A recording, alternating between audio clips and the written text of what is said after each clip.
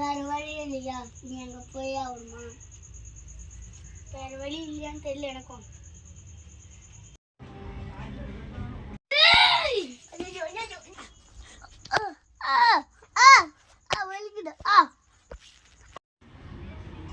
Finally அந்த gold பார்த்துட்டு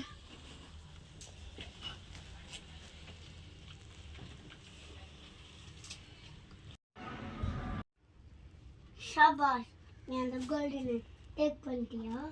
என்னங்க லெட்டர் என்ன எழுதிது? அன்புள்ள பேரனே, நான் ஒரு என்னோட ஜென்ரேஷனோட ஒரு கோல்டு வச்சுன்னுக்கிறேன். நீ அது எப்படின்னா ரெஸ்கியூ பண்ணி ஆகணும். என்னை சுற்றி எல்லாம் வந்துட்டாங்க. அதனால் நீ தான் இதை பாதுகாத்தாகணும்.